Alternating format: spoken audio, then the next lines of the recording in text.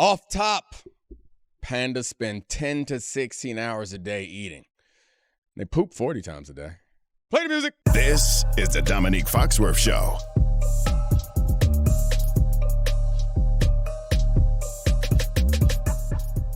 All right, welcome to the Domonique Foxworth Show. My favorite kind of episode. It's me and my man, Chuck the Snack, in the building. What's up, Charlie? Not much. How you doing? Good. I like guests, but I really don't need them.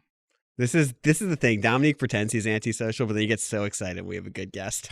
So excited. I'm never excited for the guest. I'm excited after the guest. Yeah. And we end up I think the fact of the matter is early in the show, we weren't great.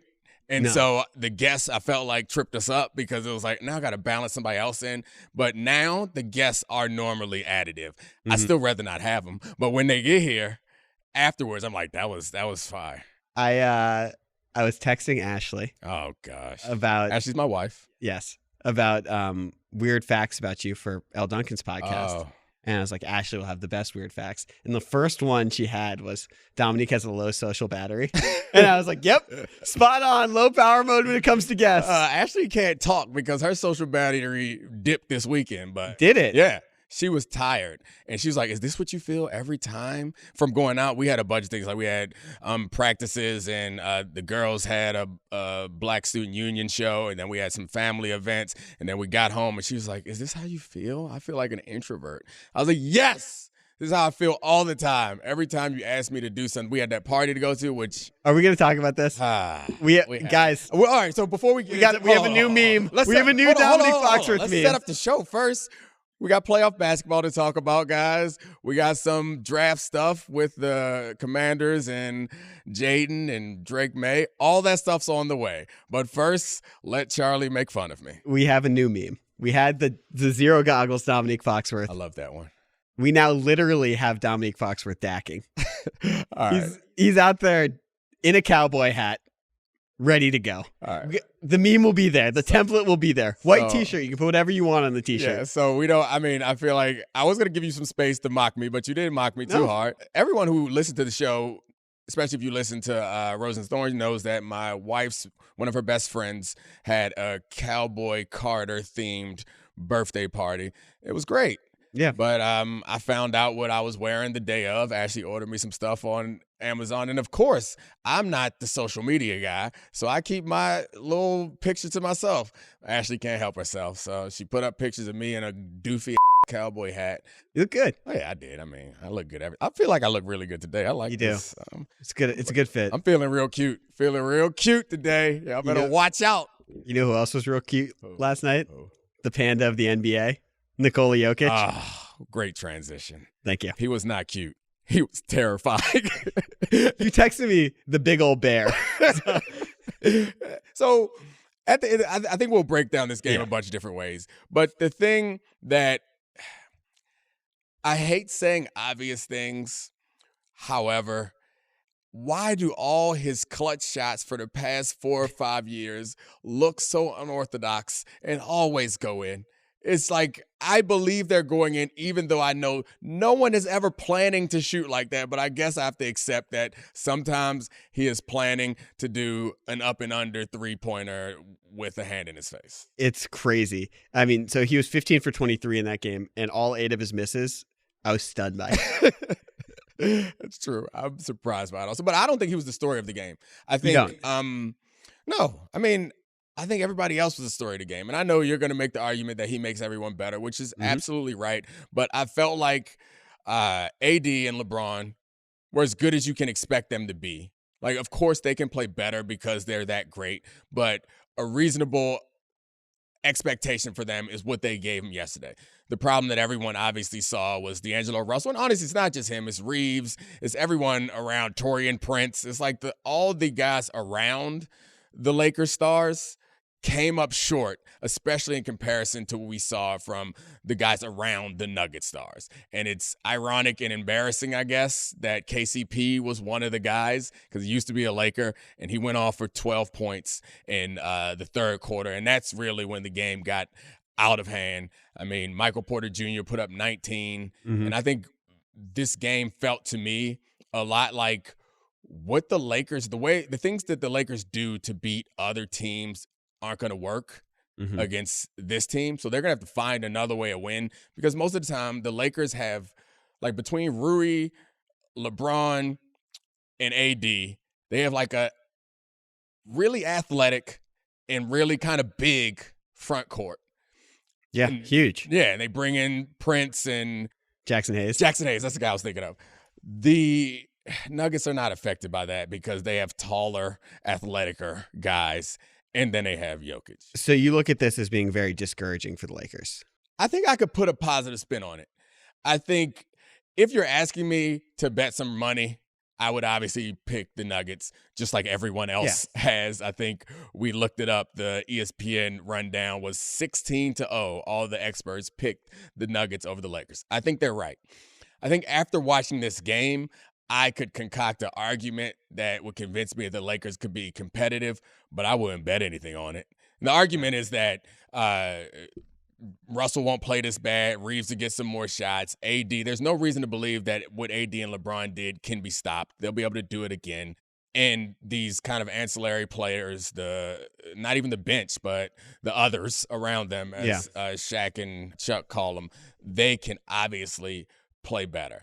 It's an easy thing to push back against, but I think if I'm trying to argue for the Lakers, that's where I'll end up. And historically, role players play better at home. Right. They're in Denver, which is a really hard place to play. Like, LeBron hasn't won in Denver in 4 calendar years. I know that's been said on every single podcast and TV show for a while, but there was a part of me that was encouraged by it. And I'm not just doing this to play devil's advocate, but their best punch, LeBron and Davis's best punch, was really effective in the first half when LA was running more offense. In the second half of that game, they ran fewer organized sets on offense than any of the other playoffs teams did in the first 2 days of the postseason. Wow. So there is a way for them to be better organized and more effective in the second half of games. Fatigue was certainly a factor. Like, we saw that play where they had like 3 missed offensive rebounds, and then Davis and LeBron didn't move, and Jokic beat everyone down the floor and dunked the ball, or attempted to dunk the ball and sort of threw it at the rim and scooted it over. But no, there's the thing that I took away from that game. The story for me was not about the Lakers others. It was about the Nuggets 2-man game. Yeah. And it's becoming that level of effectiveness where we talked about this after the Super Bowl. Patrick Mahomes is inevitable. Yeah. Nikola Jokic, and really it's Nikola Jokic and Murray who play so well off of him, even though he didn't have a great game 1. They're inevitable. They were down 12. It took like 2 minutes in the second quarter. It's a tie ball game going into half. And at halftime, I know Wilbon said this on the broadcast, that it felt like they were losing because they should have been up by 15 to 18 points, and they ended up only being up 3 because of a LeBron James bomb.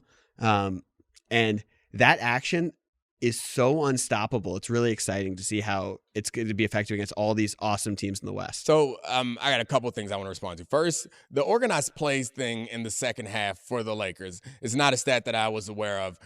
It makes sense, but do you not think that's just a function of the fact that the organized plays they were running stopped working and you only have so many? It's like they understand and make adjustments. This is a smart team that's core is essentially the same, played them last year. You don't think that, and this is kind of what it comes down to a lot of NBA games. In the fourth quarter, we're going to do ISO or we're going to do high pick and roll because the design plays, unless it's like 5 seconds left, it's going to come down to these type of it's not street ball, obviously, but these more fluid offensive possessions, not these design plays to get great shots. So, I don't know that I think that that's a reasonable adjustment to expect is run more design stuff deeper into the game. Well, all these teams have, even if they're similar sets, that's what the Nuggets can lean on is they have this designed offense that's able to create mismatches, and LA didn't know what to do. They blitzed a ton of those pick and rolls and doubled and tried to force the ball to their hands.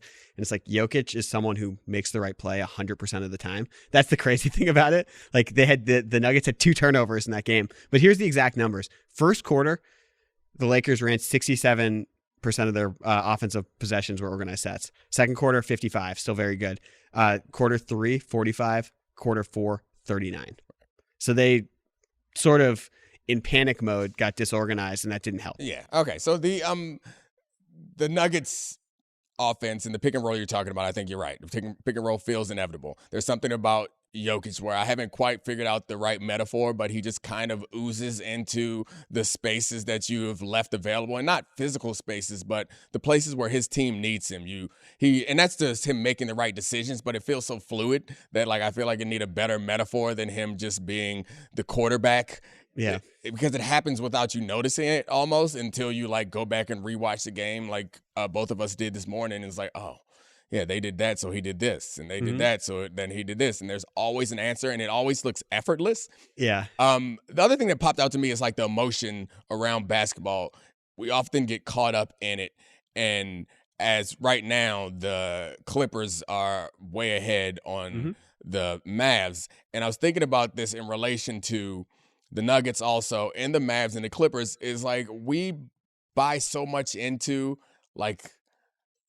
what we feel like is the trend that a team is on headed into the playoffs. Because everyone told me the Mavs are hot and the Clippers are swooning at this point. Yeah. And their defenses are the same, blah, blah, blah. And Kawhi's not going to play, he's hurt.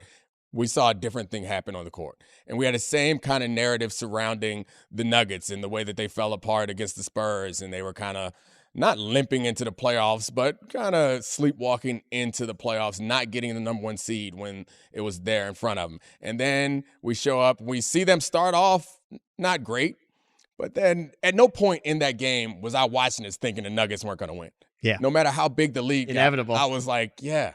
Inevitable. He does feel inevitable. In a different way, though, but inevitable nonetheless. It's currently, we're taping this, it's halftime of the Clippers-Mavs game. The Clippers are up 56-30. All right, safe to say that one's over. Yeah, you would assume.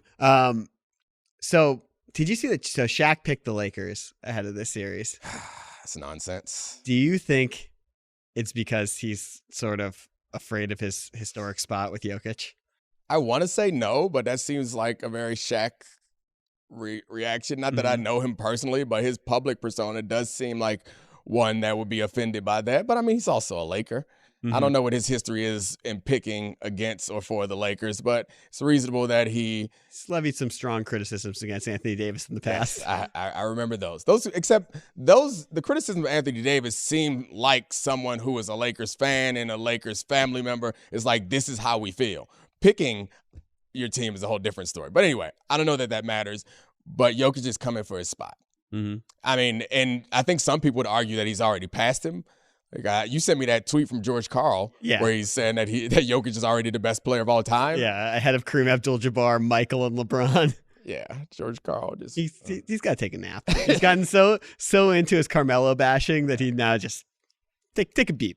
Michael was pretty good. Yeah. Pretty good. All right, Jokic wins another championship. I mean, is that what we're talking about? What it's going to take for him to pass Shaq?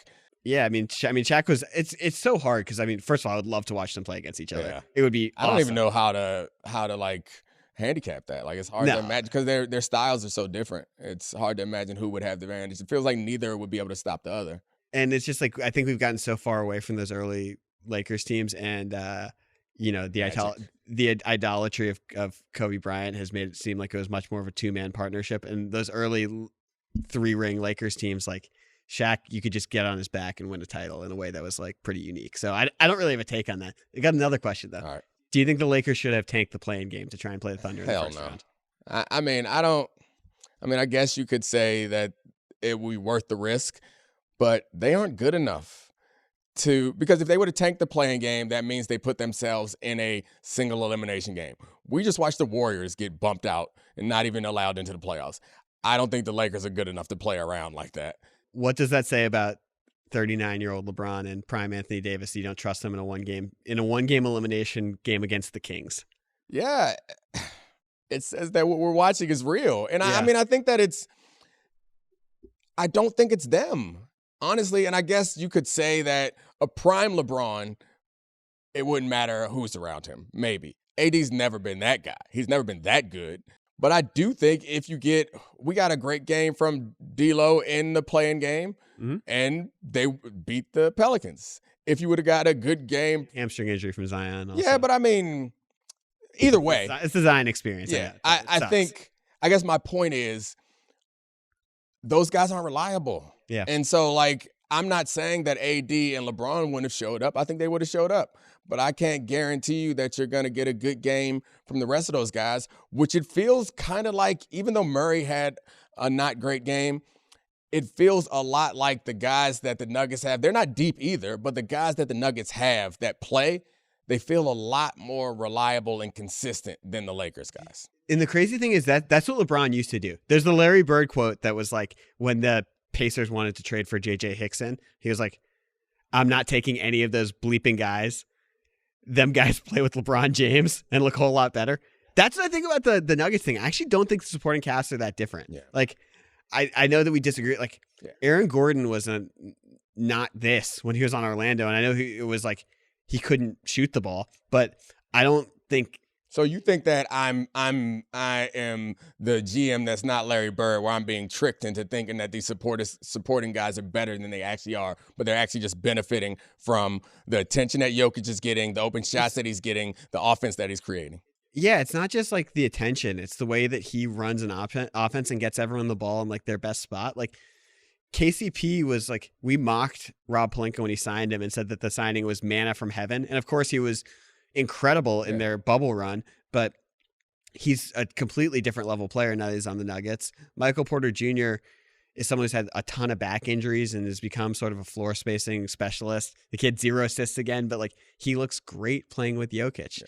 You know, all these guys are elevated because of that. And I don't think that those guys in a vacuum are definitively like that much better than Reeves or Russell or Rui. Like all those guys would look great playing with Jokic. To me, this is like and I can't believe I'm going to say this because I'm not trying to blaspheme the Spurs dynasty, but there's like a souped up version of this where these laid back superstars who only care about winning. And what that does is it lifts up all of these okay role players where they can fit perfectly. Yeah. I mean, it's hard to argue against, but I because you're arguing that I'm not seeing the truest version of these players. It's just like the continuity and the fit makes them better and like makes them. But okay. So I guess my question is, do you think if we flipped everybody but the 2 stars on both teams, you think the outcome would be no different? I do think that at this point, a Jokic and Murray team with, if you gave him Rui, Reeves, and Russell, I think they'd be fine. That's my opinion. I mean, the part of it though is like, I find that hard to believe, but maybe you might be right. I'm trying my best to be level-headed in this conversation because I don't know basketball as well as I know football, but I know that I've watched both of these teams play a lot, and the consistency that you get from the Nuggets players is not even close. And I guess you could argue that's because they get better opportunities, better shots, and they have a better star in Jokic. I can't push back on any of that. But I do think this is where I would disagree with you. The athleticism, and I know Michael Porter Jr. is back or whatever, but Aaron Gordon is something great athlete, something different. Yeah, like you don't have one of those on the Lakers, and he couldn't play with Davis and LeBron at the same time because he can't shoot. Yeah. 29%. But I mean, LeBron's shooting over 40%. Davis can shoot. I think that they would find a way to put him in a position where he'd be fine. I think, I mean, I guess the pushback is there are players who would have a tougher fit with the Lakers than there are no players that would have a bad fit with Jokic, right? We know KCP would be great on the Lakers. We saw that in the bubble run. See that. And obviously Porter Jr. is like the type of player like LeBron used to run those awesome pet actions with Kyle Korver and Kevin Love where they would the defenders have to make a choice and one of them get an open 3. Obviously those guys would fit, but I just think Jokic is playing at such like in my like basketball sentient life, like Jokic is careening up the rankings of the best players I've ever seen. Can you careen up? He can careen up. If anyone can careen up, every time he runs, it looks like he's careening. But like, I mean, seriously, this stuff is like really, really, really rare. And like, I'm sure Wembanyama will get there one day, but like, this is like LeBron, Curry, Jokic have sort of levitated above the rest of the players I can really remember seeing from like a skills and dominance perspective since Shaq. It's really cool. But we can move on. Do we want to talk about Anthony Edwards? How cool it was? We have to. What have we seen from this guy? I mean, it feels like I was kind of racking my brain earlier for first round moments for individuals because we always talk about how in the NBA, the playoffs is when guys take a step up in our mind. And we've seen it in recent years from, I guess, Jason Tatum is a guy and John Morant at certain points and obviously Jokic. But you have to do it in the playoffs. And it's normally like one game or one series or one moment. And I had a hard time remembering outside of Jordan's 63 and a loss against the Celtics. I had a hard time remembering first round moments like this. And Ant-Man went for, 33? So it wasn't even a big number. Loud. But it was loud. And he was talking to KD. It was so much fun. It was so likable and so intense and so unlike the stars that we're used to, because there's something about Ant that feels, and maybe it's his background and it's his personality, because if you guys don't know it, like his mom and grandma were raising him. They died when he was young. And I think that like engenders some love and support from everyone else, and his brother and sister raised him. And we read the stories about him not loving basketball, being a real football guy, and then kind of backing into being a basketball superstar. And then it's his interviews, his personality. It all feels fun to some degree. But there was something about this moment that I know you want me to be like pissed off because he was doing it to my man KD. No. But it was so likable and lovable and clutch and fun. It's like even KD was smiling at it. Yeah. Well, after the game, he also said, everyone knows this. I've said this in interviews before. KD's my favorite player of all time. I mean, like, look, as much as I jokingly on KD with you, like, obviously when you go at one of the best players of all time who's also having a great game and you outplay him, that's very cool from a young player. My take on it, why I think it's so cool, the team he's lifting, although very good, this is Karl Towns, who we have mocked relentlessly for not being able to play in the playoffs. This is Rudy Gobert, who is one of your hobby horses, being like, he cannot play defense. He can't be on the floor in the playoffs. And Ant's like, I don't care. Yeah. We're doing this. We're going through everyone. Somebody dug up an old clip of him saying that he had 2 7-foot sons. And I was like, yeah, this feels appropriate. He has 2 7-foot sons and Rudy and Cat. But I thought Rudy was great, man. He was awesome. Yeah, like he got trapped in perimeter, and I guess maybe this is some Rudy being great and Devin Booker being the opposite of it. But he got trapped in perimeter situations with Devin Booker, and that's like the knock against Rudy Gobert. It's like his offensive game isn't enough to compensate for the fact that he can sometimes get isolated and can't move laterally on defense. And like the value isn't always there. And we've had people come on this show and kind of push back on that, I think, in smart ways. We had Russillo do it. We had Wozni do it. And it made me rethink the value of Gobert in these series. But I don't need to in this particular series because he was great. And they didn't need him on offense because, in part because in the clutch moments, Ant did what you expect a big-time wing to do. It's to get on my back. And like you were talking about the Lakers not running as many sets, you don't need to run no damn sets. When I can't miss, like that's all you have to do. Rudy does not have to worry about people sagging off of him or getting extra defense pulled away to help other defenders because he can't do anything offensively, because you know what? Ant is going to score. And on the other end of the floor, Rudy's impact is like, I mean, I was gonna say legendary. That's the wrong word. It's prolific, historic, like the amount of impact that he has on defense. So if they can find a way to continue to score offensively with him on the floor, this team is one that could be a problem for the Nuggets in the future. That team was a problem. I mean, that was the story after last year's postseason that the Timberwolves gave them the hardest series. I mean, I think it's really fun. Obviously, Devin Booker's not going to be that bad for the rest of the series. That guy's been a killer in the postseason, and he's awesome. And an uncharacteristic bad game on the road happens for all players that aren't LeBron, except for in 2011. That's what's popping into my head is like, I want to give Jamal Murray some grace. I want to give... He wasn't that bad. I know, but I mean, I want to give Devin Booker some grace, but there is a level that I feel like we've gotten to cuss, and they aren't on that level. I guess this is what it boils down to, is there's a level of star where it's like, you know what? They never have bad games. Like, they may not have their top level game, but they never have bad games. But those guys aren't that level of stars, so I guess I can't expect that from them. They're very good. They're very good. Devin Booker was great last year in the playoffs. Here's a question. Stretches. If you're coaching the Suns, they took 28 threes in that game. I know the Wolves only took 32, but like, they are a mid-range jump shooting team, but they have 3 of the best shooters on earth. It has been people have talked about this all year. If you're coaching that team, if you're Frank Vogel, can't you just tell them, take 53s a night and let's see what happens? I know it's like throwing out how your team has played and what their comfort zone is, but at a certain point, don't you want to just bend the math? Okay, so I think that's not something you can do now. Like, that's something that you have to practice and play. Like, I assume. So why not? The offense is the offense. If they aren't so I guess now I'll have to rewatch this game to see, because my thought is KD, Booker, and Beal aren't passing up open threes. The offense is not designed to create those shots. Like, the offense is designed at its, I wouldn't say at its best, but when I think of the Suns offense, I think of isolation mid-range work from Devin Booker, or probably more KD than Devin Booker. If that is where KD, who is 36 now? Yeah. If that is where he is comfortable, I mean, I know he can play elsewhere. I guess I don't know how to. You have to design a different offense that creates these opportunities. Yeah. You can't just go out there and say, go shoot more threes, because I don't remember them passing up wide open threes.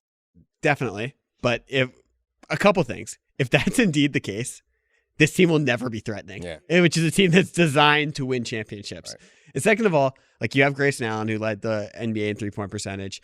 Bradley Beal was, and I know it's been up and down, and people always say the jump shot looks better than it is. He has been a 40% three-point shooter at points in his career. Durant is 40% every single year.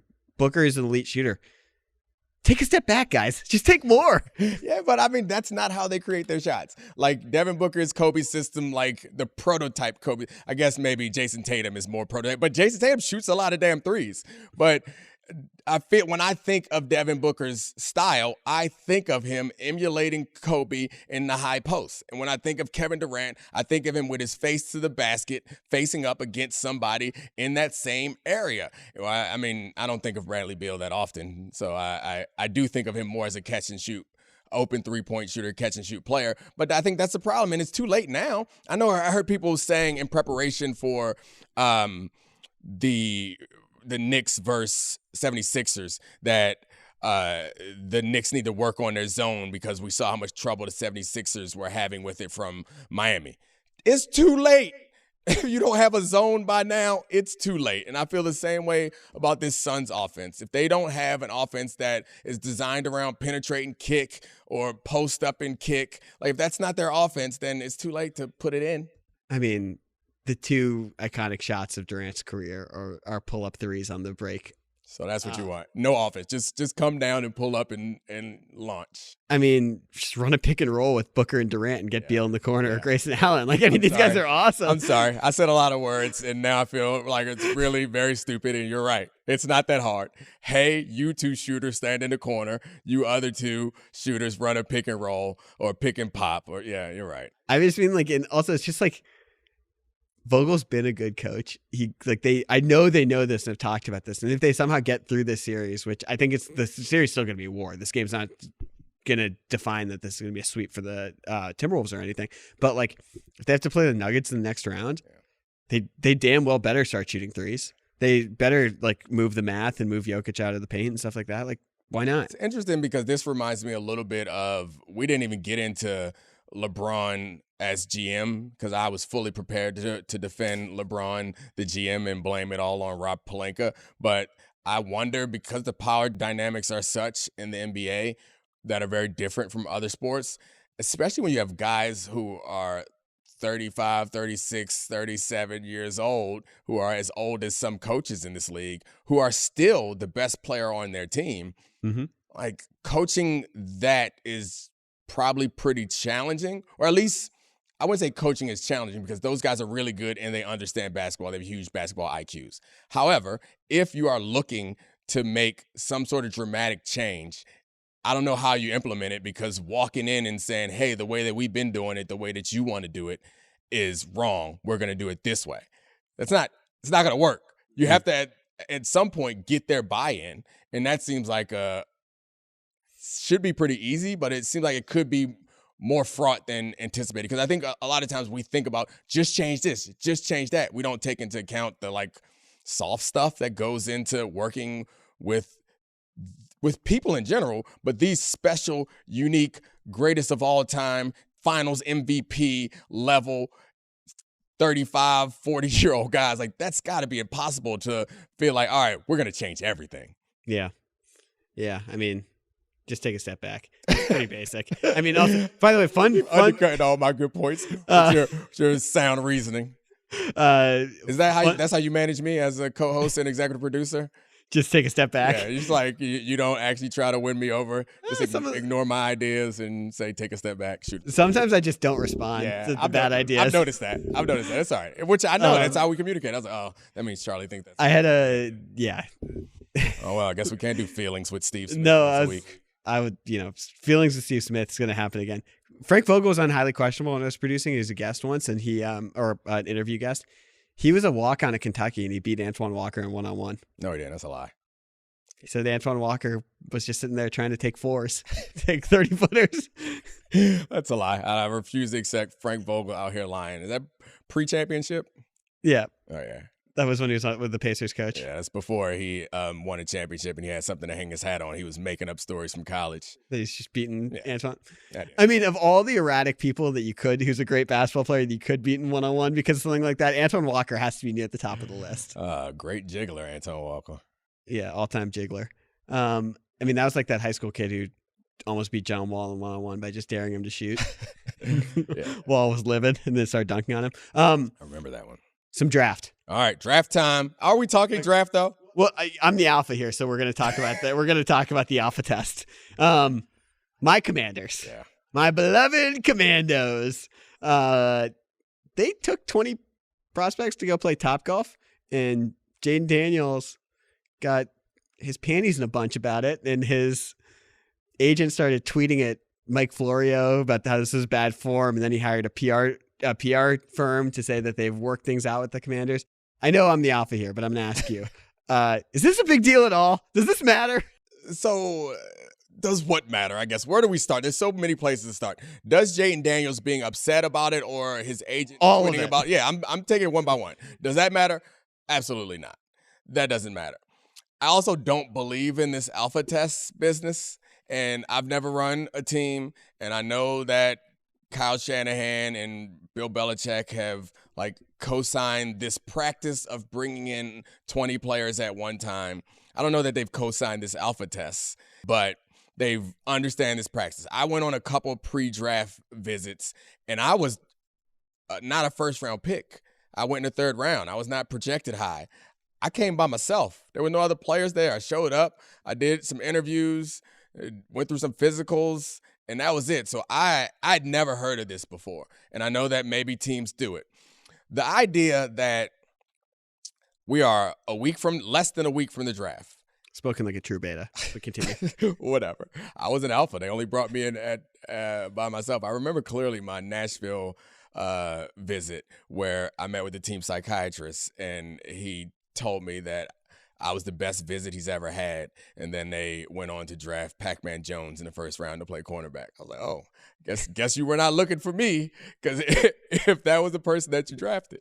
But anyway, I just find it hard to believe that Peters and all the new people in at Washington don't know who they're going to select, and that they have brought all these guys. Just for people who don't understand, the concept of this bringing in 20 guys alpha test sort of thing is we're going to put all these guys together, and the guy who kind of emerges as the centerpiece of this and the leader and the one who it was connecting everybody, that tells you something about their personality and them as a leader. And that is going to help you select who you think is the right person for the team. I think it's unlikely that they're unsure who they were going to draft, and they brought these guys in because this was going to be the deciding factor, something so random and arbitrary as how they interact interpersonally on one strange, abnormal day. I can't, these people seem like smart people. I don't think that this is how they're going to go about doing this. I could be wrong, but that seems silly. I think what's more likely is they wanted to get all the guys in town to make sure that nobody went and did anything dumb. Nobody is strung out on drugs and lost 20 pounds. Nobody has gotten face tattoos or done something that would have you question why you're drafting them. I think it's just, let's get another look, make sure everybody's alive and everybody's okay and everyone's all right. We don't find out anything crazy. No one does anything weird. Like, I think that's, you had the right under the CBA to have these visits, so you're gonna have these visits, right? Like, that makes sense. No, I don't think there was any like grand that much thought put into it. My conspiracy brain did have a couple things. Okay. Which was the first one, which I think might be more logical, which is that a lot of this, like, my first thought is Adam Peters kept things pretty close to the vest. I don't know why, because it's really the first pick in the draft. You know, Caleb's off the board. Like, they're going to get their choice. There was a memo a few years ago that came from the league office that went out to all the front offices about, like, leaking your picks, maintaining the suspense of the draft. So yeah, maybe that's in his mind. He doesn't want to piss off Roger. Roger, great commercial, by the way. Yeah. It's a great commercial. It's shocking with Eminem. It's so funny. It's, but making jokes, essentially. Yeah. Way to go, Raj. The D. But my first thought was that Jaden Daniels thought he was number 2 and he's more or less gotten wind that it might have been Drake May the whole time. And this was sort of frustration. And I think that's a potentially logical one, because there's been a pretty big gap between what the media thinks of the number 2 prospect and what a lot of what we've heard from rumors about who's actually going to do the pick. Because I think the vast majority of draft analysts still have Drake May as the number 2 prospect. Right. Orlovsky, Chris Sims excluded, some of the bigger voices. But the other one, Jaden Daniels took a visit with the Vikings. Yeah. You have to love this, because the best thing for Jaden Daniels' career would be him forcing his way not to be the number 2 pick, the Vikings trading up to number 3 and drafting him. Because we talk about Caleb having an incredible situation going into Chicago. Kevin O'Connell, Justin Jefferson, Jordan Addison, Hawkinson coming back midseason, and an above average offensive line. That would be incredible for a quarterback's development. Yeah, it would be magnificent. Mm-hmm. If there's any way to make that happen, and you know how I feel about the draft in general. If you don't know, like, I think that it's a pretty way to go about someone's career is a random kind of selection. You go somewhere, and I think these guys are uniquely talented. And I've said this ad nauseum on this platform and many others, is I do think that the situation is more important than the player. I think a lot of for quarterbacks specifically, I think a lot of quarterbacks are talented enough to succeed, and they end up in bad situations. Yeah. And so every year, I don't think we did it much this year, but just about every year there's a top quarterback prospect. The conversation, and I pedal it as hard as anyone, the conversation goes, should they force their way to another situation? Because normally whoever is picking at that spot is terrible. And I sincerely believe that different quarterbacks would have different outcomes if they were in better situations. So I would never begrudge a player, and I would advise any player to use any leverage that they had to get to a better situation, because in the long run, we are going to forget it.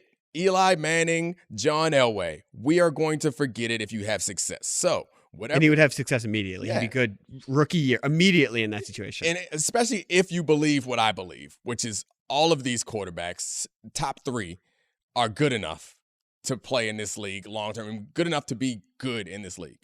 The difference in who gets to become the great one is probably slightly talent and mostly things out of their control, like how good your offensive line is, how smart your offensive coordinator is, how talented your receivers are, how good your defense is.